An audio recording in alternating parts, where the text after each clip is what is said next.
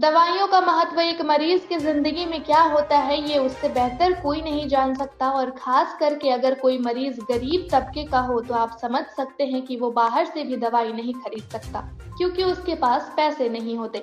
ठीक उसी तरह दूसरी लापरवाही का आलम ये रहा कि बोकारो के सदर अस्पताल में गरीबों के लिए आई जीवन रक्षक दवाएं शौचालय में लापरवाही के अभाव से सड़ा दी जाती है। बोकारो के सदर अस्पताल में मरीजों की जान से खिलवाड़ हो रहा है। सरकारी व्यवस्था में जो अस्पतालों से दवाई मिलती है उसकी महत्व क्या है ये एक गरीब ही बता सकता है जिसके पास महंगी दवाइयां खरीदने के पैसे नहीं होते और गरीब मरीजों को अस्पताल में दवाई नहीं मिलती। मरीजों के परिजनों को बाहर से दवा खरीदने को विवश होना पड़ता है। वहीं बोकारो सदर अस्पताल में लाखों की जीवन रक्षक दवाएं शौचालय में बंद कर सड़ा दी जाती है। जब इसका पड़ताल करने जांच टीम मौके पर पहुंची तो सारी दवाइयां पेटियों में बंद कर जमीन पर फेंकी हुई मिली और सभी के सभी एक्सपायर हो चुकी थी।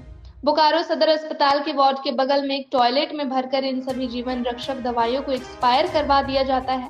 जब इस मामले को लेकर सदर अस्पताल बोकारो के उपाध्यक्ष डॉक्टर संजय कुमार से बात की गई तो उन्होंने शौचालय में एक्सपायरी दवाई रखे होने से इनकार कर दिया। जब उनसे एक्सपायरी दवाइयों की जानकारी मांगी गई तो उन्होंने कहा कि ऐसी कोई जानकारी उनके पास नहीं है क्योंकि वो पूर्व के उपाध्यक्षों का मामला हो सकता है। हालांकि जब उन्होंने वीडियो देखा तो कहा कि ये सभी दवाइयाँ जीवन रक्षक दवाइयाँ हैं।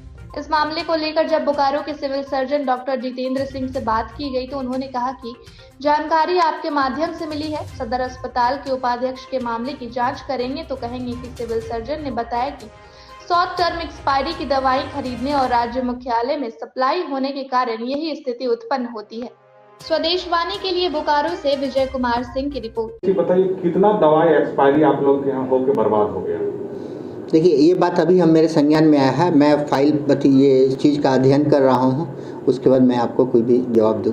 लेकिन आप एक एज ए डीएस हैं, आपके जो दवाई के इंचार्ज होते होंगे वो हैंड ओवर टेक ओवर करते होंगे। जो बात आप बोल रहे हैं ये बहुत पहले की बात है। ये है ना 2018-19 की बात है, अभी की कोई नई बात नहीं है। आपके जानकारी में था? नहीं,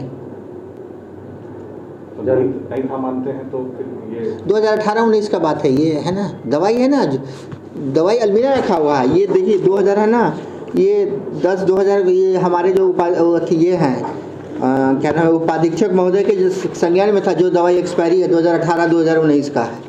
उस समय डॉक्टर अर्जुन प्रसाद उपाधीक्षक थे, उनके अभी अलमीरा में रखा हुआ है क्योंकि उसके लिए एक मीटिंग बुला करके उसको कंडेम कराना होगा। बाथरूम में क्या फेंका? वो बाथरूम में हम लोग के यहाँ का नहीं है, वो कहीं किसी दूसरे जगह का है। तो वहाँ क्या दवाई रखा हुआ? आखिर वाले अस्पताल में नहीं रखा हुआ है? वो हम पता कर लेते हैं फिर बताते हैं। अरे मानते हैं कि लोगों को जो दवाई मिलना था वो एक्सपायर होकर बर्बाद हो गया? नहीं, ऐसा नहीं कुछ है। कुछ होता है, जब कभी कोरोना हो जाता है या कभी कुछ हो गया है, कुछ दवाई है नहीं लिखाया है, जब कभी कोई मान लीजिए स्किन का डॉक्टर नहीं है, कभी साइकेट्री का डॉक्टर नहीं है, यदि वो मेडिसिन आ गया है तो हम लोग समय पर उसको वापस कर देते हैं। देखिए, इस संबंध में मुझे सूचना नहीं है।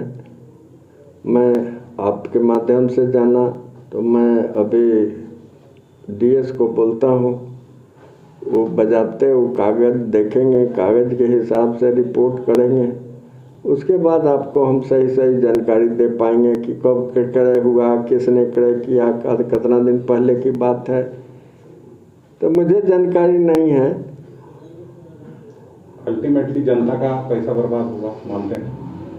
नेचुरली पैसा तो बर्बाद होता है और कुछ ऐसी भी दवाइयाँ रहती हैं,